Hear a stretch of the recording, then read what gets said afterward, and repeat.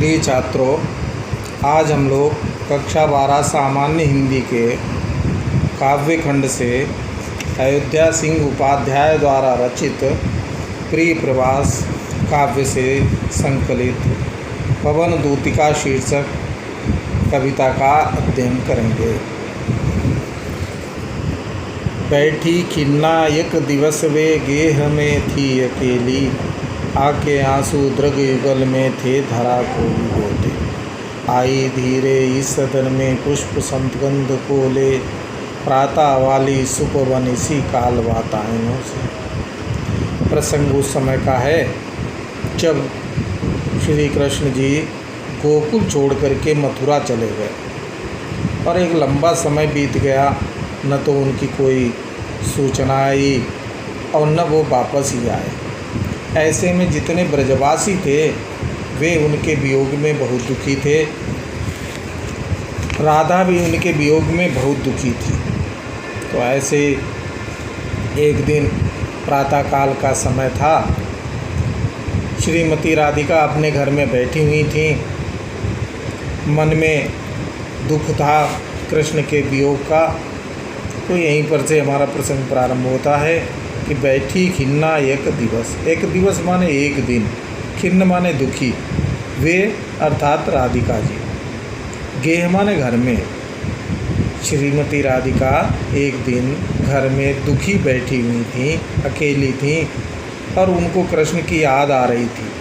आके आंसू दृग युगल में थे धरा को भिगोते। दृग युगल माने दोनों आँखों में कृष्ण के वियोग के कारण उनके आंसू आ रहे थे, जो आंसू टप टप कर ज़मीन पर गिर रहे थे और जिससे वो ज़मीन भीग रही थी। आई धीरे इस सदन में, उसी समय धीरे धीरे प्रातःकाल की पुष्प सदगंध को ले। प्रातःकाल की वो वायु जो पुष्पों से संयुक्त अर्थात सुगंधित वायु ने उस घर में प्रवेश किया।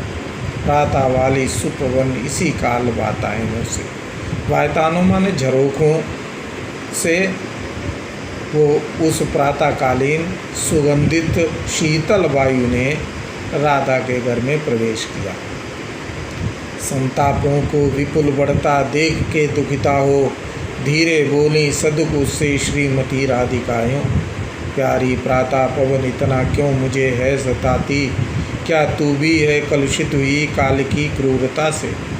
संताप माने दुख, दुखों को विपुल बढ़ता और अधिक बढ़ता देख करके और अधिक दुखी होकर के श्रीमती राधिका उस वायु से दुखी होकर के बोली कि हे प्यारी प्रातः पवन, हे प्रातः काल की प्यारी वायु, तुम इतना मुझे क्यों सता रही हो। मैं तो अपने दुख से पहले से ही दुखी हूँ। क्या तू भी कलुषित हुई काल की क्रूरता से। क्या तुम्हारी भी भावनाएं कलुषित अपवित्र हुई काल की क्रूरता से, अर्थात समय की मार से। मैं तो वैसे ही दुखी हूँ और क्या तुम्हारी भी भावनाएं क्रूर हो गई हैं। मेरे प्यारे नव जलद से कंज से नेत्र वाले, जाके आए न मधुबन से ओन भेजा संदेशा। मैं रो रो के प्रिय बिरा से बावली हो रही हूँ, जाके मेरी सब दुख कथा शाम को तू सुना दे।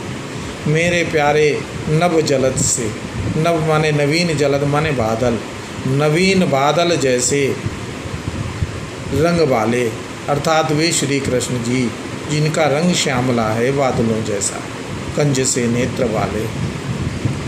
जाके मधु आए न मधुबन से, जब से वो गए हैं मधुबन से तब से न तो स्वयं आए हैं और न उन्होंने कोई संदेशा ही भेजा। मैं रो रो के प्रिय बिरा से, मैं प्रिय के वियोग से रो रो करके बावली पागल जैसी हो रही हूँ। हे पवन, जाके मेरी सब दुख कथा शाम को तू सुना। इसलिए हे पवन, तुम तो मथुरा भी जाओगी, इसलिए जा कर के कृष्ण के सामने तुम मेरी सारी पीड़ा व्यक्त कर दें। ज्यों ही मेरा भवन तज तू अल्प आगे बढ़ेगी, शोभा वाली सुखद कितनी मंजू कुंजे मिलेंगी। प्यारी छाया मृदुल स्वर से मोह लेंगी तुझे वे, तो भी मेरा दुख लग वहाँ जान विश्राम लेना। अब कुछ दिशा निर्देश देते हैं पवन को कि हे पवन, ज्यों ही मेरा भवन तज, जैसे ही तुम मेरा घर छोड़ करके थोड़ा सा ही आगे बढ़ोगी, कि शोभा वाली सुखद कितनी मंजू कुंजें मिलेंगी। मंजू कुंजें माने कितने ऐसे घने वृक्ष मिलेंगे जो सुंदर शोभायमान, जो ठंडी छाया प्रदान करने वाले होंगे।